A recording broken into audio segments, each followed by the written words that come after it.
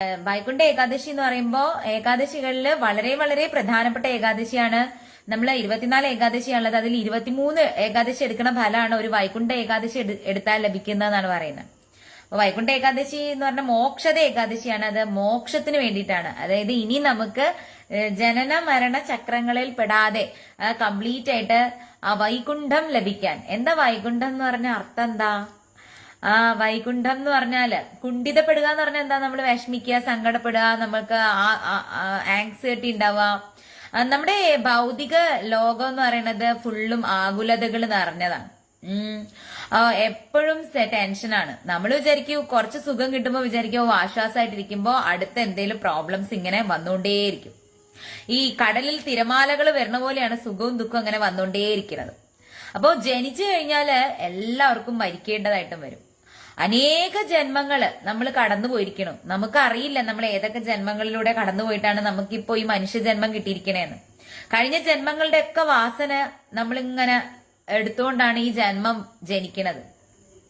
എപ്പോഴാണോ ഭഗവാനെ കുറിച്ചിട്ടുള്ള ഓർമ്മ ജനിക്കുന്നത്, ആ ഭഗവാന്റെ ആ ഓർമ്മ ജനിക്കുക എന്നുള്ളതാണ് ഓരോ മനുഷ്യ ജന്മത്തിന്റെ പർപ്പസ് എന്ന് പറയുന്നത്. മനുഷ്യനായിട്ട് ജനിച്ചാൽ മാത്രമേ നമുക്ക് ഭഗവാന്റെ നാമം ജപിക്കാൻ പറ്റുള്ളൂ. മൃഗങ്ങൾക്ക് സംസാരിക്കാൻ സാധിക്കില്ല.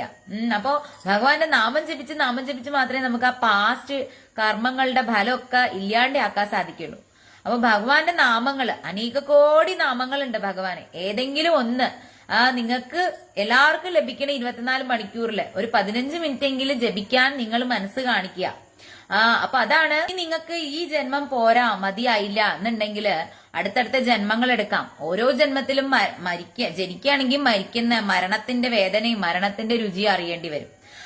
അപ്പോ ജനിക്കുക മരിക്കുക എന്നുള്ള ഈ സംസാര ചക്രത്തിൽ നമുക്ക് പുറത്തേക്ക് പോകണം.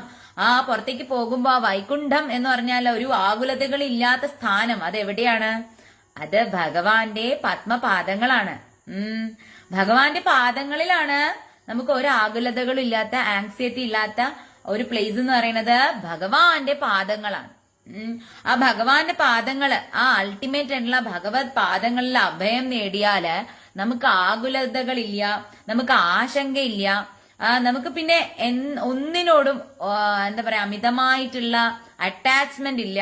ഒക്കെ ഭഗവാൻ തന്നത്, ഭഗവാനുമായിട്ട് റിലേറ്റ് ചെയ്തത്, അതായത് ഭഗവാൻ നിയോഗിച്ചത് എല്ലാം ഭഗവാന്റേത്. സർവം ശ്രീകൃഷ്ണ അർപ്പണമസ്തു. ആ ഒരു മെന്റാലിറ്റിയിൽ നമ്മൾ എത്തിച്ചേരുക, ആ ബോധതലത്തിൽ. അത് തന്നെയാണ് മോക്ഷം എന്ന് പറയുന്നത്. അത് ജീവനോട് ഇരിക്കുമ്പോ, ശരീരത്തോടെ ഇരിക്കുമ്പോ നമുക്ക് നേടാം. ഇനി മരണത്തിലൂടെയും നേടാൻ സാധിക്കും. ജീവിതത്തിൽ ഏറ്റവും കൂടുതൽ ഉണ്ടാവാനുള്ള ഒരു മാർഗമാണ് വ്രതാചരണങ്ങൾ എന്ന് പറയുന്നത്. നമ്മുടെ